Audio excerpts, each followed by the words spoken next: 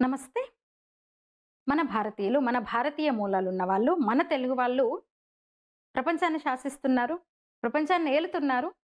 ఇక అమెరికాలో అయితే అసలు మన వాళ్ళ ప్రతిభ చెప్పక్కర్లేదు. ఇప్పుడు న్యూయార్క్‌లో మళ్ళీ మనోడు న్యూయార్క్‌లో జెండా ఎగరేశాడు. జోహ్రాన్ మమ్దాన్ న్యూయార్క్ మేయర్ అయ్యాడు. అసలు ట్రంప్‌నే భయపెట్టేశాడు ఒక దశలో. ఎన్ని ఆరోపణలు చేశాడో ట్రంప్.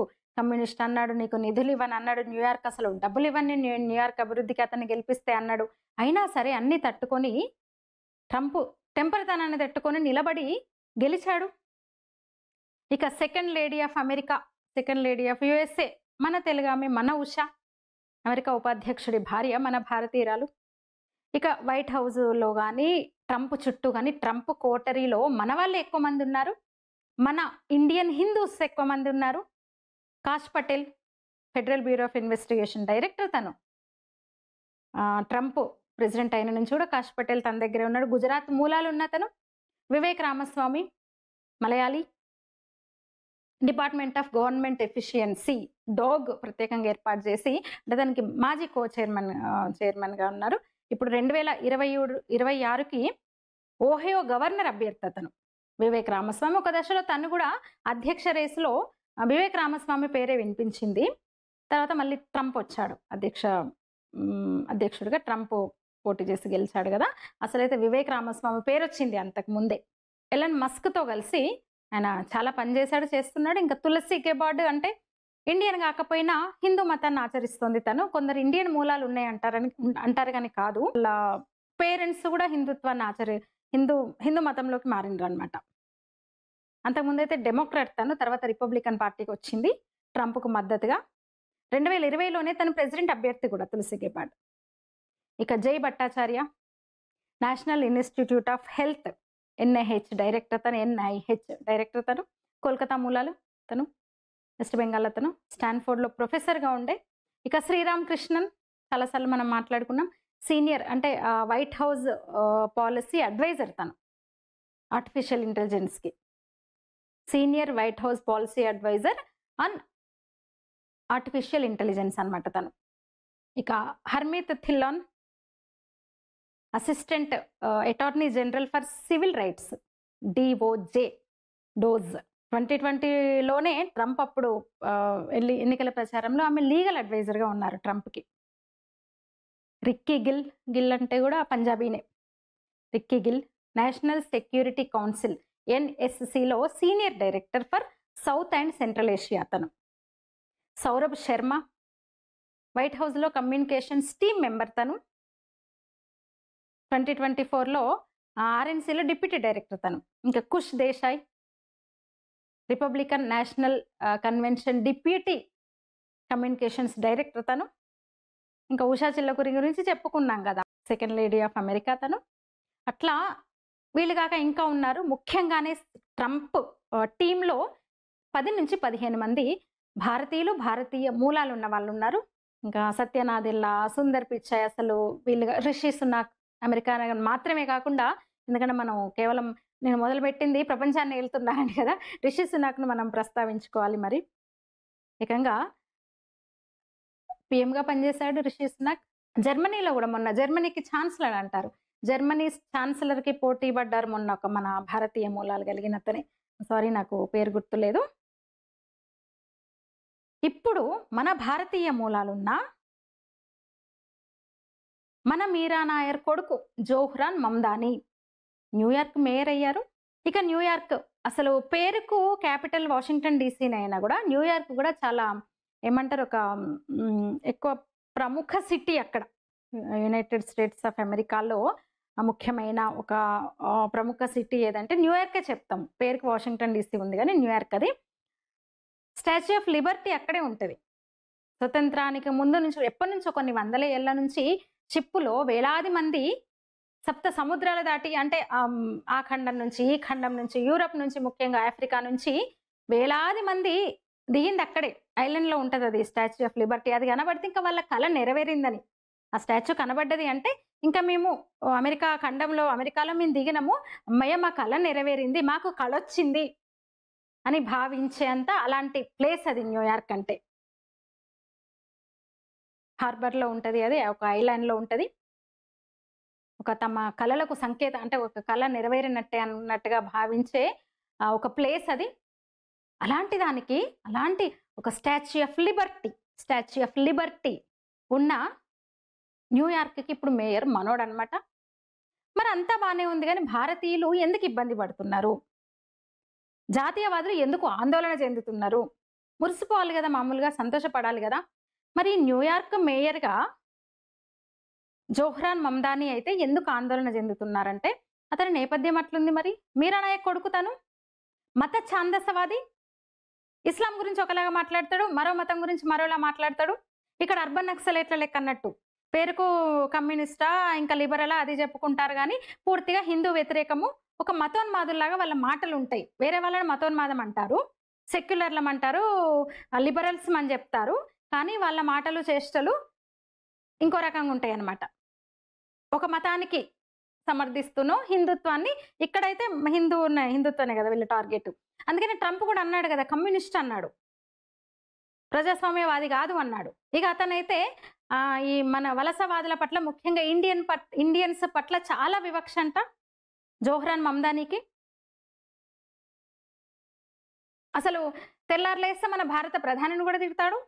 ఇంతకుముందు ఆ పార్టీ వాళ్ళు ఏమంటారు, డెమోక్రటిక్ పార్టీ వీళ్ళది రిపబ్లికన్, వాళ్ళ డెమోక్రటిక్ కదా. ఒబామా, బైడెన్, కమలా హ్యారిస్ వీళ్ళు ముగ్గురు ఒక పార్టీ కదా. వీళ్ళు కూడా అంత తిట్టలేదు భారత ప్రధాని, భారతదేశాన్ని, హిందువులను. ఇతను అంతకన్నా ఎక్కువ తిడతాడు. హిందువులు ఓట్లు పోతే పోని న్యూయార్క్‌లో అనుకున్నాడు. తన ప్రచారంలో కూడా అదే తీరు, అదే పంథా అన్నమాట. ఎందుకంటే అక్కడున్న పాకిస్తాన్ ముష్కర మూకలు, ఇతర దేశాల నుంచి వచ్చిన ఈ ఇస్లామిక్ పౌరులు వీళ్ళందరూ ఉంటారు కదా న్యూయార్క్. అమెరికానే వలస దేశం. ఇంక న్యూయార్క్‌లో అన్ని దేశాల వాళ్ళందరూ ఉంటారు. కేవలం భారతీయులు, హిందువులే ఉండరు గదా! భారతీయులు పెద్ద సంఖ్యలో ఉంటారు. పెద్ద దేశం మనది. అక్కడికెళ్ళిన వాళ్ళలో వలస వెళ్లి అంటే అక్కడెళ్లి బతుకుతున్న వాళ్ళలో ఎక్కువ ఇండియన్స్ ఉంటారు. అది ఓకే గానీ, వేరే దేశాల నుంచి కూడా వచ్చిన వాళ్ళు ఉంటారు గదా! హిందువుల ఓట్లు పోతే పోయినాయి. మన దాంట్లో సెక్యులర్స్ ఉంటారు గదా అక్కడ గూడా. వాళ్ళు అతనికే వేస్తారు గదా ఓట్లు. సెక్యులర్ ముసుగులో ఉన్న వీళ్ళు ఉంటారు. సో కాల్డ్ సెక్యులర్స్ ఉంటారు గదా! సో హిందువుల ఓట్లు పోతే పోయినాయి అనుకున్నాడు. తన పంథాన్ని కొనసాగించాడు. అదే తీరుతో ముందుకెళ్ళాడు. గెలిచిండనమాట. అయితే పెద్ద ఆదరణ ఉంది. అతనేదో పెద్ద గొప్ప ఇది అని అనుకోవడానికి లేదు. 34 ఏళ్ళో, 35 ఏళ్ళో తనకి అంత రాజకీయ పరిణతి ఉండడమో, లేదా ఏదో చేశాడు గతంలో అని కాదు. ట్రంప్‌ని తిట్టడం వల్ల ఎక్కువగా గెలిచిండని చెప్పొచ్చు. ట్రంప్‌ను తిట్టడం వల్ల చాలామంది అతని వైపు వెళ్ళిపోయారు. అంతే తప్ప పెద్ద అక్కడ ఉన్న వాళ్ళలో ప్రజామోదం ఉండి ఏదో చేసిండు, ఏదో చేస్తాడని కాదు. నిజంగా ట్రంప్ వికృత చేష్టలు అంత విసిగిస్తున్నాయన్నమాట అక్కడోళ్ళకి గూడా. విపరీత చేష్టలు, ఓవర్ యాక్షన్, అతి ఇదన్నీ గూడా అక్కడోళ్ళకి అంత విసుగు తెప్పిస్తున్నాయి. అంటే ఇప్పుడు మళ్ళీ నెక్స్ట్ వచ్చే ఎలక్షన్స్‌లో చాలా నష్టపోతది. ఇంక మళ్ళీ గెలవదు ఒక్కసారి కదా! కనీసం 3, 4 సార్లు ఈ పార్టీ ఇంకా అధికారంకి దూరంగా ఉంటదని చెప్పొచ్చు. ట్రంప్ చర్యల వల్ల అంత నిరసనొస్తుంది అమెరికాలో. అసలు వాళ్ళకన్నా గూడా ఈ రిపబ్లికన్సే కొంచెం దగ్గరగా ఉంటారని ఇండియన్స్ కూడా సపోర్ట్ చేశారు. కానీ ఇప్పుడు వాళ్ళనే టార్చర్ పెడుతున్నాడు మన ఇండియాను.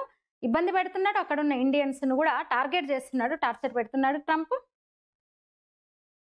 పోనీ దానివల్ల అతనికొచ్చేదేం లేదు. మేక్ అమెరికా గ్రేట్ అగైన్ గదా తన నినాదం. ఏం చేస్తాడో గాని ఇండియాను మాత్రం చాలా ఇబ్బంది పెడుతున్నాడు. కనీసం ఒక మేయర్‌ని అంత నేను ఓడిస్తా అని నేరుగా రంగంలోకి దిగాడు గదా ట్రంప్. ఒక అధ్యక్షుడు న్యూయార్క్ మేయర్‌ని అంత ప్రతిష్టాత్మకంగా తీసుకొని గూడా ఆపలేకపోయాడు గెలుపును. మమ్దాని గెలుపును ఆపలేకపోయాడు ట్రంప్. ఎన్నికల్లో గెలిచారు, ప్రజాస్వామ్యంలో గెలిచారు. తప్పేముంది, వాళ్ళకి అధికారం వద్దా? మిగతా వలస వెళ్ళిన వాళ్ళు పెత్తనం చేయట్లేదా? వీళ్ళు చేస్తేంది, ఈ మతాన్ని ఎందుకు అనాలి? క్రిస్టియన్ మతం అయినంత మాత్రాన ముస్లింలు ఎక్కడ పోటీ చేయకూడదా, గెలవకూడదా అంటే కాదు. వీళ్ళు ఏం చేస్తున్నారంటే ఛాందసవాదాన్ని ప్రమోట్ చేస్తున్నారు. ఒక హిడెన్ ఎజెండా ఉంటుంది వాళ్ళకు.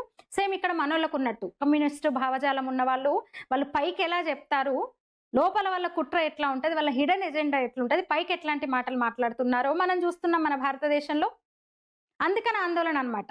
అందుకని ట్రంప్ మీద కోపంతో వేశారు. రిపబ్లికన్ పార్టీ మీద కోపంతో వేశారు. ఇతన్ని గెలిపించారు. కానీ ఈలోగానే ఈ 4 ఏళ్లలో ఎంత చేయాలో, ఎంత నష్టం జరగాలో అంత జరుగుతది న్యూయార్క్‌కు. మరి వాళ్ళకి ఎందుకు అంత ఆలోచన లేదో అంతే. ఇంకేం చేయలేం మనం. ఏం చేయలేం ఇంకా మనం.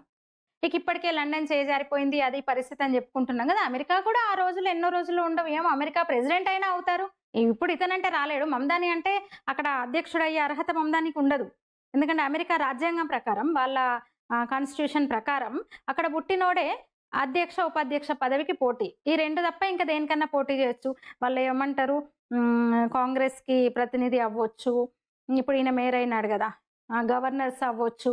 స్టేట్స్‌కి గవర్నర్‌లు గూడా అవ్వచ్చు. ఇంకెలాంటి పదవులను చేపట్టొచ్చు గానీ, ఈ 2 ముఖ్యంగా అత్యున్నత పదవులు రాష్ట్రపతి, ఉపరాష్ట్రపతి, ప్రెసిడెంట్, వైస్ ప్రెసిడెంట్‌కి మాత్రం అర్హత ఉండదనమాట. అక్కడ పుట్టిన వాళ్ళు మాత్రమే. ఇప్పుడు ఇతను 7 ఏళ్ల వయసులో వెళ్ళాడు. గ్రీన్ కార్డ్ ఉంది అంతా ఓకే. కానీ తనక్కడ పుట్టలేదు గదా! అందుకని నెక్స్ట్ అధ్యక్ష పదవికో, ఉపాధ్యక్ష పదవికో అర్హుడు కాడనమాట ఆ జోహ్రన్ మమ్దాని. అది కొంచెం వాళ్ళ అదృష్టం అని చెప్పొచ్చు. ఇప్పుడు ఒబామా గాని, ట్రంప్ గాని, కమలా గాని వీళ్ళందరూ బయట పుట్టిన వాళ్ళే. ట్రంప్ కూడా అమెరికా మూలాలున్న అతనేం గాదు. వాళ్ళ పేరెంట్స్ కూడా అమెరికన్స్ ఏం గాదు. కానీ తను అమెరికాలో పుట్టాడు. ఒబామా గూడా అంతే. కమలా హారిస్ గూడా అంతే. భారతీయ మూలాలున్నాయి గానీ తను పుట్టింది అక్కడే అన్నమాట. అందుకని వాళ్ళకి అర్హత ఉంది. ఇతనికి లేదు. ఇప్పుడు అక్కడున్న డెమోక్రాట్స్‌ని మన ఇక్కడ కాంగ్రెస్ వాళ్ళతో పోల్చొచ్చనమాట. అక్కడ డెమోక్రటిక్ పార్టీ ఇంచుమించు మన కాంగ్రెస్ పార్టీతో సమానం. ఎవరైనా సరే వాళ్ళకి ఓట్లయితే చాలు విచ్చలవిడిగా వలసలను ఎంకరేజ్ చేస్తారు వాళ్ళు. దిగుమతి చేసేసుకుంటారు ఎక్కడెక్కడి నుంచో. ట్రంప్ మొదటిసారి అయినప్పుడే మెక్సికో గోడ కట్టాడు. మెక్సికోకున్న అమెరికాకు మధ్యలో. అట్లా ఇప్పుడు డెమోక్రాట్స్ వాళ్ళకి ఓట్లయితే చాలు. అందుకని విపరీతమైన వలసలను ఎక్కడెక్కడి నుంచో తీసుకొచ్చుకుంటాడు. ఆ కమ్యూనిటీని తీసుకొచ్చుకుంటాడు. ఓట్ల కోసం తీసుకొచ్చుకుంటాడు. ఇంకా రిగ్గింగ్ అంట విచిత్రం మనకైతే. ట్రంప్ అంటున్నాడు కాలిఫోర్నియాలో రిగ్గింగ్ జరిగిందంట. ఏందో మనం ఇక్కడ కూర్చొని దూరపు కొండలు నునుపు అని ఓ అమెరికా అట్లా ఇట్లా ఓ సిస్టమ్ అన్నీ బావుంటది అనుకుంటాం గానీ అంత లేదక్కడ. కొన్ని విషయాల్లో చాలా వెనుకబడి ఉన్నారు మనకన్నా. ఈ రోజులలో రిగ్గింగ్ ఏందసలు? దొంగ ఓట్లు నమోదైతే రిగ్గింగ్ అయితది ఇంకా. మొన్న గూడా అధ్యక్ష ఎన్నికల సందర్భంగా చూసినాం గదా మనం. నిన్న కాలిఫోర్నియాలో గూడా రిగ్గింగ్ జరిగిందంట. అట్లా ఈ ఈ ఆ పార్టీ తీరు, ఆ పార్టీ ఎజెండా అది. అందులో మమ్దాని అనేవాడి నేపథ్యం ఇది. ఎన్నికల ప్రచారంలోనే బయటపడ్డది. ఈ ఇజ్రాయెల్ దాడులను తను ఏమంటారు అమెరికా ఏమో సపోర్ట్ చేస్తుంది గదా! గాజా మీద ఇజ్రాయెల్ దాడులను తను ఏమంటాడు నిరసించాడు. వ్యతిరేకించాడు. ఇలాంటి కొన్ని వివాదాస్పద ప్రకటనలు గూడా చేశాడక్కడ. దీంతో అక్కడున్న నేషనలిస్టుల లేదా ఇండియన్ నేషనలిస్టులు గాని ఆందోళన చెందుతున్నారు. ఇక్కడున్న జాతీయవాదులు గూడా కొందరు అనుకుంటున్నారు గానీ నేరుగా మనకొచ్చే నష్టమేం లేదు. మమ్దాని అనేవాడు న్యూయార్క్ మేయర్ అయితే భారత్‌కొచ్చే కొత్తగా వచ్చే నష్టమేం లేదు. అమెరికన్లు ఆలోచించాలి. అమెరికాకు నష్టమైతది. ఇప్పటికే లండన్ చేజారిపోయింది. ఒక జిహాదీ శక్తుల చేతికి, మత ఛాందసవాదుల చేతికి. ఇంకా లండన్ క్రమంగా వెళ్ళిపోతుంది. యూరప్ మొత్తం ఇదైపోతుంది. ఇంకా అమెరికాలో గూడా స్టార్ట్ అయిందన్న ఆందోళన కొందరికైతే వస్తది. అయితే మళ్ళీ ఈ పరిస్థితుల్లో అంటే ఆ పార్టీ బలపడుతున్నట్టే గదా! మళ్ళీ డెమోక్రాట్లు గనుక అధికారంలోకి వచ్చిందంటే ఇప్పుడు ట్రంప్ ఉంటే పెన మీద ఉన్నట్టు అమెరికన్స్. మళ్ళీ డెమోక్రాట్ల చేతిలోకి అధికారం పోయిందంటే పొయ్యి మీద పడ్డట్టు అన్నట్టు. మళ్ళీ పొయ్యిలోకి దునికినట్టు అన్నట్టు. పెన మీద నుంచి పొయ్యిలో పడ్డట్టు అయితది వాళ్ళ పరిస్థితి. ఇక మన జోఫ్రాన్ మమ్దాని, మన మీరా నాయర్ కొడుకు. ముందే చెప్పిన కదా మన భారతీయ మూలాలున్న మీరా నాయర్ కుమారుడు. ఆమె సలాం బాంబే అని ఒక మూవీ తీసింది. భారత్ అంటే పేదవాళ్లను రక్షించలేని గుడులు ఉన్న దేశం. భారత్ అంటే వ్యభిచారులు ఉన్న దేశం. భారతదేశంలో అనాథ వీధి బాలలు గుంపులు ఉంటారు అని ఆ సినిమాలో చూపించింది ఆమె. ఇంకా ఆ సినిమాకు ఆమెకు అసలు ఎనలేని పేరు ప్రఖ్యాతలు వచ్చినాయి. ఆస్కార్ నామినేషన్లు. అంటే హార్వర్డ్ విశ్వవిద్యాలయం ప్రసాదించిన కమ్యూనిస్టు ఉదారవాద ప్రసాదం అన్నమాట ఆమెకది. అట్లా ఓ ఎర్ర ఆనిముత్యం అన్నట్టు స్వేచ్ఛ అంటే విచ్చలవిడితనం, విశృంఖలత్వం అని ఆమె ప్రచారం చేసింది. అలాంటి సినిమాలు తీసింది. భారతీయతను, భారతదేశాన్ని ఆ విధంగా ఆవిష్కరించిందనమాట ఆమె. కామసూత్రాలు అంటే సినిమా తీసింది. బోల్డ్ మూవీస్ తీసింది. ఇంకా ఆ సినిమాతో ఆమెకు తిరిగే లేకుండా పోయింది. మిస్సిసిపి మసాలా అని ఇంకో సినిమా తీసింది. అందులో అమెరికాలో ఒక హిందూ సంప్రదాయ కుటుంబము ఉగాండా నల్ల జాతీయుడిని ప్రేమించిన హిందూ అమ్మాయిని టార్చర్ పెడుతుందన్నమాట ఆ సినిమాలో. సనాతన హిందూ సంప్రదాయ కుటుంబం ఒక అమ్మాయిని టార్చర్ పెడుతుంది.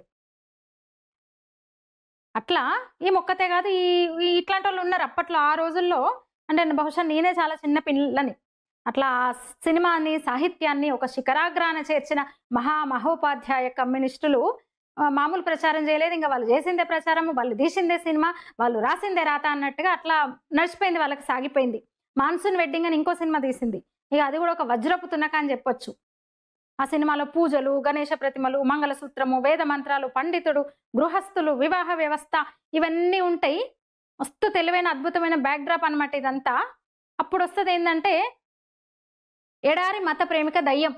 ఆ పెళ్లి ఇంట్లో ఒక మామ చిన్న పాప మీద లైంగిక వేధింపులకు పాల్పడతానన్నమాట. అట్లా మలుగుతది సినిమా. మలిచిండ్రు. అసలు మామూలు మేధావులు కాదు మరి. కవిత్వం ఎట్లా రాయనో, కథలు ఎట్లా చెప్పనో, సినిమాలు ఎట్లా చూపించాలో వాళ్ళకు తెలిసినట్టు అప్పుడు ఎవరికి తెలవలేదు. వేటికి అవార్డులు ఇవ్వాలో కూడా వాళ్ళే నిర్ణయిస్తారు. హార్వర్డ్ రిటర్న్స్ అన్నమాట బోల్డ్ సినిమాలు. అసలు ఒక లేడీ అందులో ఒక భారతీయురాలు తీసిందా అనుకుంటాం కొన్ని ఈ సినిమాలు ఇవి చూస్తే. అట్లనే వాళ్ళ కొడుకు కూడా, ఆమె కొడుకు కూడా అంతే బోల్డ్. అసలు ఈమె ఉగాండా మూలమేంది నాకు అర్థం కాదు. ఆ రోజుల్లో ఉగాండాకి ఈమెకి ఎక్కడ కనెక్షన్ కుదిరిందని. ఎందుకంటే చాలా అనుమానాలు వస్తాయి. వీళ్ళ అజ్ఞాత జీవితం గడుపుతారు. వీళ్ళ జీవితాలు, వీళ్ళ నడవడిక, వీళ్ళ అన్ని అనుమానంగానే ఉంటాయి, అనుమానాస్పదంగానే ఉంటాయి కదా. మరి ఉగాండా ఎందుకు పోయిందో అప్పుడు ఆమె అర్థం కాలేదు. ఉగాండా అతను ఎక్కడ ఈమెకు టచ్ అయ్యాడో అర్థం కాలేదు. అంత అనుమానాస్పదం, వాళ్ళ బతుకంత అనుమానాస్పదం అనమాట. ఎక్కడున్నా ఉంటారు వీళ్ళు. కానీ జార్జ్ సోరస్ లాంటి వాడు అప్పుడు కూడా ఉన్నారు. ఇప్పుడు డీప్ స్టేట్ అంటున్నాం కదా, అప్పుడు ఇంకేదో పేరుండి ఉంటది. ఈ మీరా నాయర్ అయినా, అరుంధతి రాయ్ అయినా అట్లా ఒక 4-5 సినిమాలు తీసి అంతర్జాతీయ ఖ్యాతి పొందింది. చెప్పిన కదా నేనంటే చాలా చిన్న పిల్లని, కానీ ఇప్పుడు 50 ఏళ్ళు 60 ఏళ్ళు ఉన్న వాళ్ళని అడిగితే మన ఇంట్లో ఆ ఏజ్ వాళ్ళని ఉంటే ఇంకా వివరంగా చెప్తారు సినిమా నాలెడ్జ్ ఉన్న వాళ్ళు. అట్లా ఆ పైత్యాన్ని, ఆ కంపుని ఇంపనుకొని ఇక దాంట్లో పడిపోయిన వాళ్ళు ఎంతో మంది ఉండుంటారు. ఇక ఈమె ఒక చిత్రంగా మొదట్లో మిచ్ ఎపాస్టిన్ అనే ఒక విదేశీయనే పెళ్లి చేసుకుంది. ఫస్ట్ భర్త కూడా విదేశీయనే. ఇంకా చెప్పిన కదా ఎవరో ఉండి నడిపించారు, దేశాలు తిరిగింది. ఇప్పుడు అరుంధతి రాయి, షో ఎవరు రానా అయూబ్, ఈ గుంపంత ఉంది కదా ఈ బ్యాచ్ అంతా. అప్పుడప్పుడు రాహుల్ కూడా వెళ్ళి కలిసి వస్తుంటాడు కదా. ఇలాంటిది అప్పటి నుంచే నడిపిస్తున్న ఒక సిస్టంలో ఈమె ఆరితేరింది. ఒక విదేశీని పెళ్లి చేసుకుంది, వదిలేసింది. అట్లనే మిసిసిపి మసాలా హీరోయిన్ లెక్కనే ఈమె కూడా మళ్ళీ ఉగాండా మహమూద్ మమ్దాని అనే అతన్ని మరొక పెళ్లి చేసుకుంది. సరే, ఆమె అభ్యుదయము, ఆమె వ్యక్తిగతం వదిలేసిండు. అయితే జిహాదీ ప్రేమికుడు అతను. ఈ మాట ఎందుకు అనాల్సి వచ్చిందంటే, అతను ఒక మంచి పుస్తకం రాశాడు, జిహాద్ గొప్పతనం గురించి ఒక పుస్తకం రాశాడు, అందుకని చెప్పాల్సి వస్తుంది అనమాట. అట్లా అందరు అభ్యుదయ సుందరాంగులలానే ఈమె కూడా ఒక హిందూ ఫోబియా అప్పుడే. ఇంకా వాళ్ళ జంట, ఆ దంపతుల బిడ్డడు ఇప్పుడు ఈ మమ్దాని అనమాట, జూనియర్ మమ్దాని, జోహ్రాన్ మమ్దాని. అట్లా కమ్యూనిస్టు భావాలను తల్లిదండ్రుల నుంచి, అభ్యుదయ భావాలను తల్లిదండ్రుల నుంచి, భారత మూలాలున్న మీరా నాయర్ నుంచి, ఇటు ఉగాండా మహమూద్ నుంచి, ఇంకా వాళ్ళిద్దరు ప్రొడక్ట్ కదా, ఇంకా వాళ్ళిద్దరి నుంచి అందిపుచ్చుకున్న వాళ్ళ ఇంకా తల్లిదండ్రులయ్యే వస్తాయి కదా మరి లక్షణాలు, గుణాలు, పోలికలు. అట్లా ఆ కమ్యూనిస్టు భావజాలం కూడా వస్తుంది కదా. అట్లా ఈ జోహ్రాన్ మమ్దానికి కూడా వచ్చినాయి అనమాట. అట్లా ఇంకా న్యూయార్క్లో రాజకీయ అరంగేట్రం చేసి న్యూయార్క్నే షేక్ చేస్తానని రాజకీయ రంగంలో దిగాడు. ఇక గెలిచాడు కూడా. అసలు ఆ ఫ్యామిలీ ఎర్రతనం ముందు ట్రంప్ తెంపరితనం, ఎర్రితనం పనిచేయలేదు. కమ్యూనిస్ట్ అన్నాడు, ఇంకేదో అన్నాడు ట్రంప్. ఎవరు పట్టించుకోలేదు, అతనికే ఓటేశారు. ఆందోళన చేసే వాళ్ళు చేస్తూనే ఉన్నారు. అట్లా పాపం ఇస్లామిక్ ఐడెంటిటీ రక్షణ ధ్యేయంగా ఆ ఫ్యామిలీ మొత్తం ఇప్పుడు యాంటీ హిందూ ఉప్మాదిని ఇప్పుడు బతికేస్తుంది అనమాట అమెరికాలో. అందుకని ఇక మన భారతీయ మూలాలు కలిగి ఉండడం, అందున మన భారత హిందూ వ్యతిరేకత కలిగి ఉండడం మామూలు విషయం ఏం కాదు. ఇక ఫ్రీలు ఎన్ని ఉచిత పథకాలు, అతని మేనిఫెస్టో అందామా, హామీల లిస్ట్ అందామా, మొత్తం బస్సులు ఫ్రీ అంట, ఇండ్లు కట్టించేసి తక్కువ రెంట్కి ఇస్తాడంట. ఇక ఆ ప్రాంతం అయితే ఇప్పటికే ఓకిజం బీభత్సంగా పెరిగిపోయింది. లండన్ చేజారింది నెక్స్ట్ ఇది అంటున్నాం కదా. ఆ మేరీల్యాండ్, కాలిఫోర్నియాలో అయితే అసలు పూర్తిగా ఒక లింగ మార్పిడి చికిత్సలు, ఒక వికృతం, అమెరికాకు ఒక వికృత రూపం అయితే వచ్చేసింది. అమెరికా రోజు రోజుకు ఒక వికృత కల్చర్ వైపు అయితే వెళ్తుంది. ఇప్పుడు మళ్ళీ అమెరికన్స్, ఇప్పుడు ఎలాన్ మస్క్ లాంటి వాళ్ళు, ట్రంప్ కూడా ఆ మధ్య ఎన్నికల టైంలో అదే అన్నాడు, అమెరికన్ కంటూ ఒక సంస్కృతి ఉంది, దాన్ని కాపాడుకుందాము, ఈ ఓకిజం ఇలాంటివన్నీ వద్దని వీళ్ళేదో గొడవ పడ్డారు. ప్రధాన ప్రచారాస్త్రం అదే అయింది. అమెరికన్స్ నమ్మారు, ఇండియన్స్ కూడా సపోర్ట్ చేశారు, గెలిపించారు. కానీ ట్రంప్ దాన్ని నిలుపుకోవట్లేదు. కొన్ని విషయాల్లో ట్రంప్ను మెచ్చుకొని వీళ్ళందరూ అండగా నిలిచారు. కానీ ట్రంప్ ఏం చేస్తున్నాడు అర్థం కావట్లేదు. దీనివల్ల ట్రంప్కే కాకుండా పార్టీ కూడా నష్టం. కనీసం ఒక 2-3 సార్లు, ఒక 2-3 దఫాలు ఆ పార్టీ అధికారంలోకి రాదు అనిపిస్తుంది నాకు. ఇదనమాట. ఇక మీరా నాయర్ని గుర్తు చేసుకుంటే మనం దీప మెహతాని కూడా గుర్తు చేసుకోవాలి. ఇద్దరు కూడా కొంచెం పోలికలు ఉంటాయి. ఇద్దరు కూడా అంటే ఆమెకు భారతీయ కెనడియన్ మూలాలు. ఫైర్ అనే ఒక సినిమా వచ్చింది ఇంచుమించు ఈ మూవీ ఆ టైంలోనే. అప్పట్లో అది కూడా సంచలనం. ఇద్దరు స్త్రీల తోటి కోడళ్ళ మధ్య లైంగిక సంబంధం అనమాట, లెస్బియన్స్. లెస్బినిజ ఏమంటారు లెస్బియన్స్ అని ఆ పదం నేను అప్పుడు నేను కూడా చిన్న పిల్లను. ఆ వర్డ్ అప్పుడే విన్నాను నేననమాట. అట్లా అందులో ఒక ఆమె భర్త హిందుత్వాన్ని ఫాలో అవుతాడు. భక్తి ఎక్కువుంటది. దాన్ని భరించలేకుండా తీసిన సినిమా ఇది. నందితా దాసు, షబానా ఆజ్మీ నటించారు తోటికోడలుగా. అట్లా వాళ్ళిద్దరూ గూడా ఇదనమాట. అది గూడా ఒక రికార్డ్ ఆ మూవీ గూడా. అట్లా ఇప్పుడు వీళ్ళకి మీరా నాయర్‌కి ఒక కొత్త బలమైపోయింది న్యూయార్క్. మరి న్యూయార్క్‌లో మనం పాగా వేసినాం మంచిగా. ఇక ఢిల్లీ సంగతి చూద్దామని తెగ ఆరాట పడేవాళ్ళు ఇక్కడ గూడా ఉన్నారు. ఇగ మళ్ళా వాళ్ళ పేర్లు నోటితో ఎందుకు చెప్పడం ఏ బ్యాచో. అయితే అది సాగదు వాళ్ళది. అస్సలు సాగదు. సాగనిద్దామా మనం? మీరేమంటారు? ఈ వీడియో మీద మీ అభిప్రాయం తెలియజేయండి. లైక్ చేయండి, షేర్ చేయండి, ఛానెల్‌ని సబ్స్క్రైబ్ చేయండి. ధన్యవాదాలు.